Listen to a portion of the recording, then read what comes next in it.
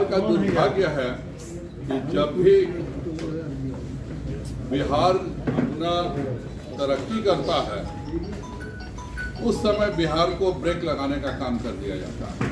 अगर भारत में 3 बार यह देश बहुत तेजी से तरक्की किया है तो वह 91 में जब आर्थिक सुधार लागू हुए थे, 96 में जब अटल बिहारी वाजपेयी जी की सरकार बनी थी, और फिर 14 के बाद से जो माननीय मोदी जी का कार्यकाल था। पहली बार हम लोगों ने उद्योग विभाग लिया था 2020 में और लगातार हम काम कर रहे थे। माननीय नीतीश कुमार जी यह हरगिज नहीं बताए कि जो 15 साल राजद का कुशासन रहा है उस समय बिहार में प्रति व्यक्ति की आमदनी केवल 6,000 रुपये क्यों थी, और आज भी जब हिंदुस्तान की आमदनी प्रति व्यक्ति की 1,97,000 है, तब हम 50,000 की आमदनी पर अपनी पीठ थपथपा रहे हैं कि हम बहुत आगे चले गए।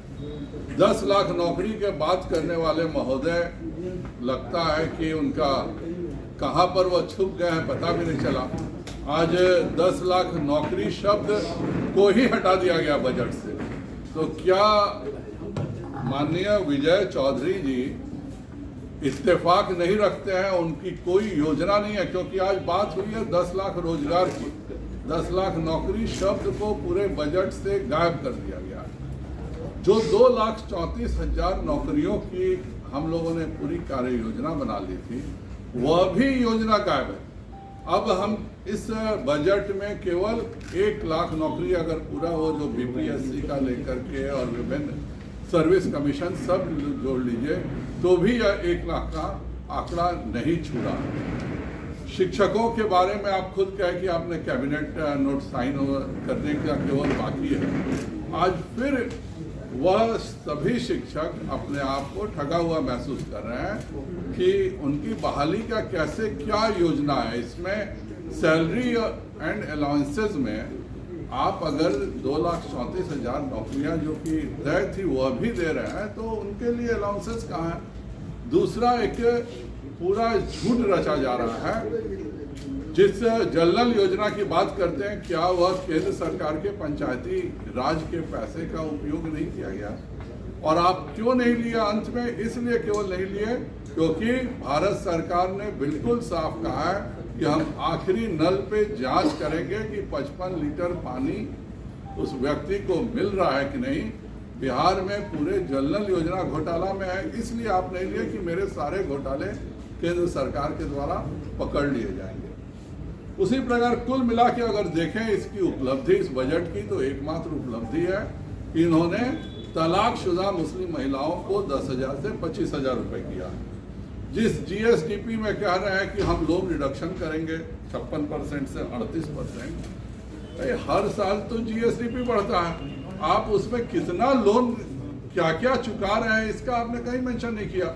2 साल तक 20, 21, 22 में हर कोई जानता है कि एक तरह से देश ठप था, और यह आज जब बगल का उत्तर प्रदेश 12 लाख करोड़ के निवेश की बात करके, सारे डील करके, इंडस्ट्रीज को साइन करा करके अपने यहाँ 12 लाख करोड़ निवेश की बात कर रहा है, आप एक शब्द नहीं बोल रहे हैं। आप अपनी पीठ थपथपा रहे हैं कि हमने एथेनॉल में लाया। एथेनॉल में भी जितनी जो पॉलिसीज है उसमें टोटल सब्सिडी केंद्र सरकार की है, पर मैं शाहनवाज जी का आभार व्यक्त करता हूं कि उन्होंने एथेनॉल पॉलिसी लाई और हम आगे बढ़े। लेकिन आज जो पूरे एथेनॉल की फैक्ट्रियां खुलने थी, आज जितने लोगों ने जमीन ले लिया वो काम कर रहे हैं, बाकी सब भाग गए।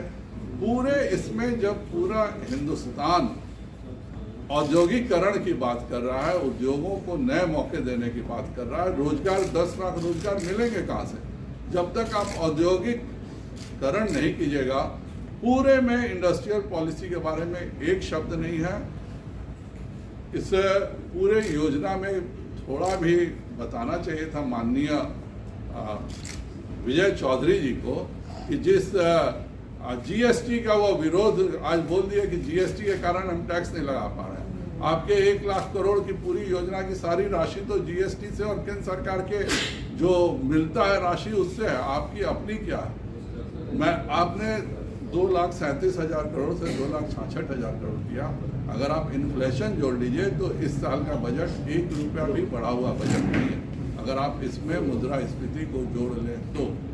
और अभी तक जो मैं देख रहा हूँ, आप 2 लाख करोड़ भी सक्षम खर्च करने में 31 मार्च तक नहीं हो पाइएगा। तो आपका जो बजट पिछले साल का था 2,37,000 करोड़, वह क्या आप 31 मार्च तक खर्च कर लेंगे, इसका भी माननीय वित्त मंत्री को विधानसभा में और जनता के सामने साफ साफ रखना चाहिए। यह पूरा बजट में अगर किसी को उन्होंने खुद शाबाशी दिया है, तो पहली बार हमने एक मत्स्य जीवियों के लिए अलग से मंत्रालय बनाया, उसके लिए अलग से हमने 40,000 करोड़ की व्यवस्था की।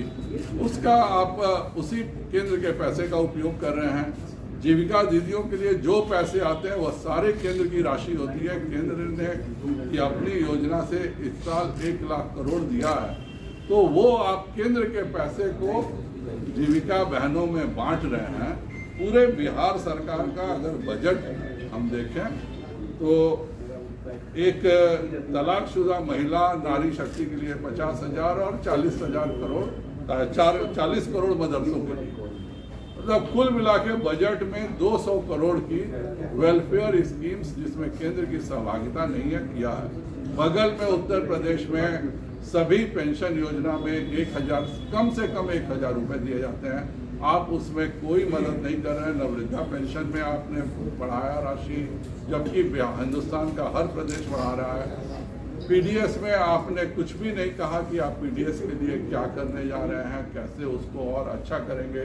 बगल के उत्तर प्रदेश की तुलना करें तो वहाँ दाल मिलता है, नमक मिलता है, आपका तेल मिलता है, यह सब जन वितरण प्रणाली में मिलता है। बिहार एकमात्र राज्य है जहाँ केंद्र के अलावा 1 रुपया की भी मदद सार्वजनिक जन वितरण प्रणाली में बिहार सरकार 1 रुपया भी नहीं करती है। जो करता है सो केंद्र करता है। कृपया कर फिर से बिहार को 1990 के 2005 के दशक में नहीं ले जाएं।